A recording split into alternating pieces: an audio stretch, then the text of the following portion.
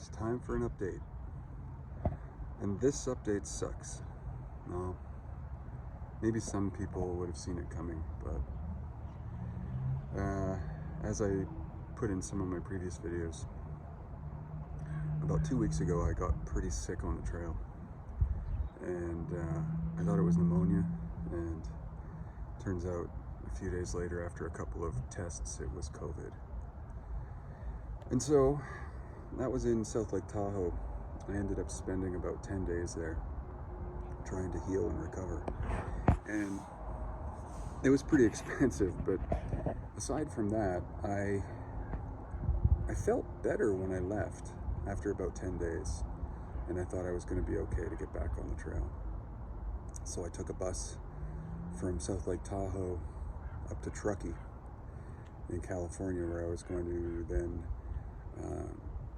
find my way to Soda Springs and pick up a resupply package and a couple of other things at the post office, and then carry on with Mike on the trail. And so I did that part, and I felt fine. You know, I felt a little tired, but the coughing had subsided, and I generally felt like I was over the worst of it. So Mike and I got back on trail, and I hiked about 20 miles, and it was dreadful. It was just horrible. As soon as I started exerting myself and really pressing my lungs, it became very painful. I couldn't get full breaths of air. I felt like I was suffocating as I was hiking uphill. I just couldn't get enough air. It was very painful and uncomfortable. So I did that for 3 days.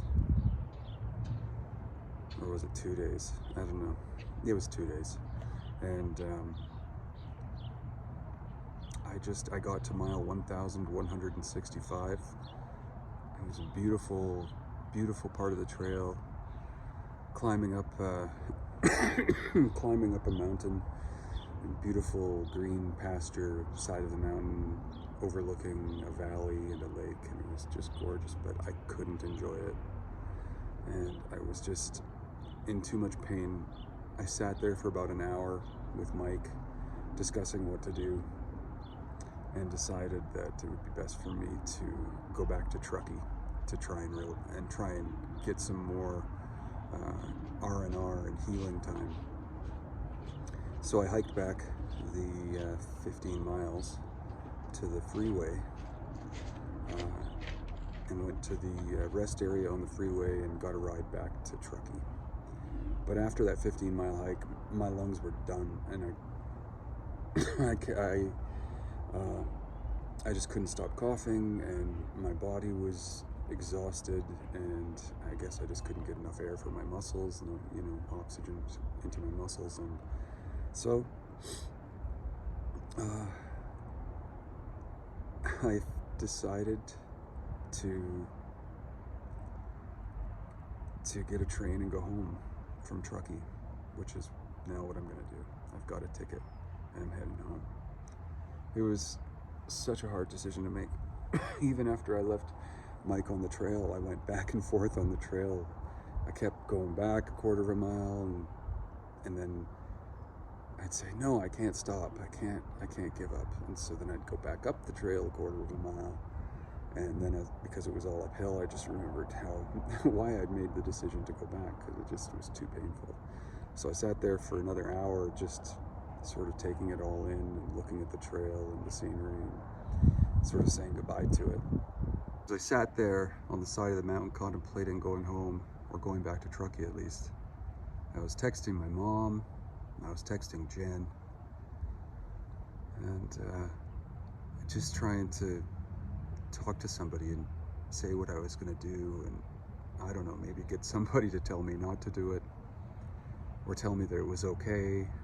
And both my mom and Jen were really supportive of my decisions. So that made it well, it didn't make it easier, but it was nice to have somebody to text and talk to while I was going through that decision-making process. I didn't really make the decision to get on the train until I got back to Truckee, but I had a feeling that I was not going to be in good enough shape to continue. It is so disappointing. I can't even express how disappointed I am. I didn't make it halfway.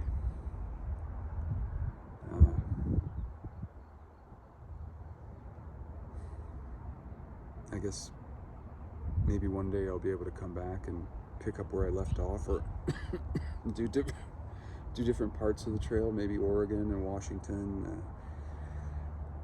But mile 1,165 is where I left left the trail.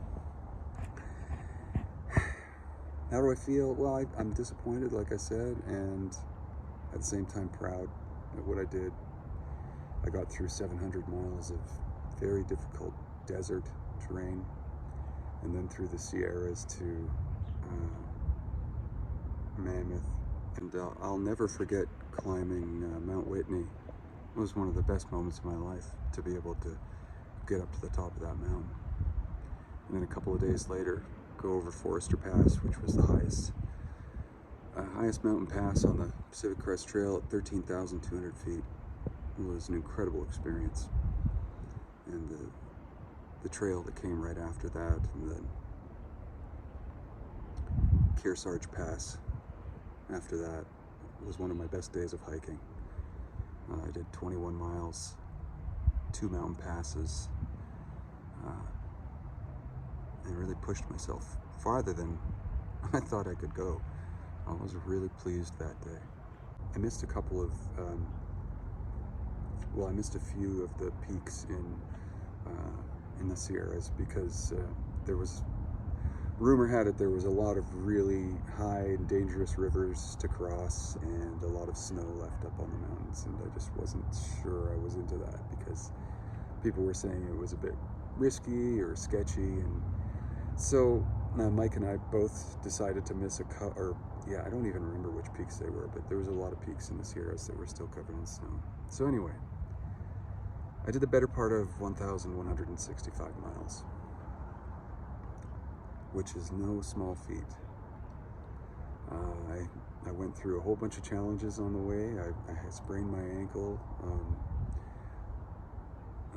ended up waiting for my trail family, extra, who had hurt his knee, and we were hoping that he would heal and we'd be able to continue, but he had to go home as well a couple weeks ago. No, not that long ago. It was about a week ago, actually.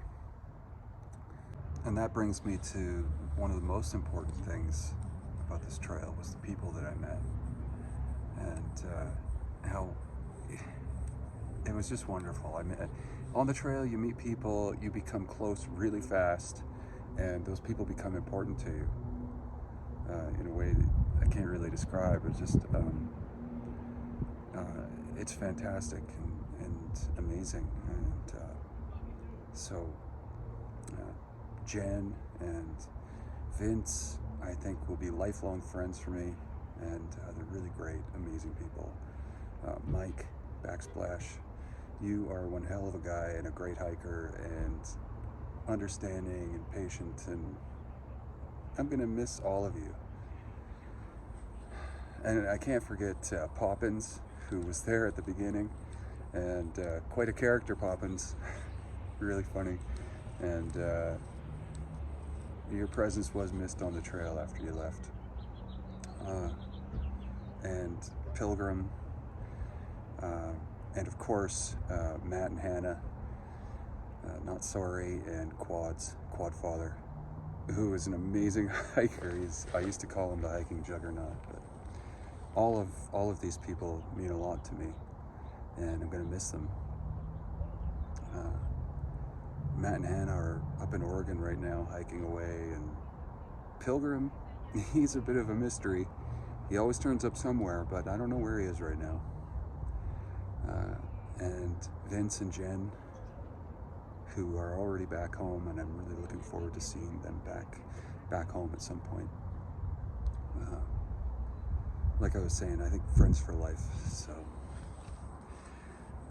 just the people, amazing. Anyway, I'm heading home. See a doctor. have my lungs checked out, I guess, and then I don't know what. Just sit around my apartment for a while and contemplate everything.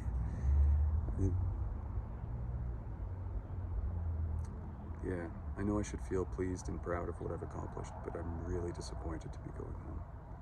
But I can't continue. It just hurts too much. So I'm gonna get on a train in about 45 minutes, and it's gonna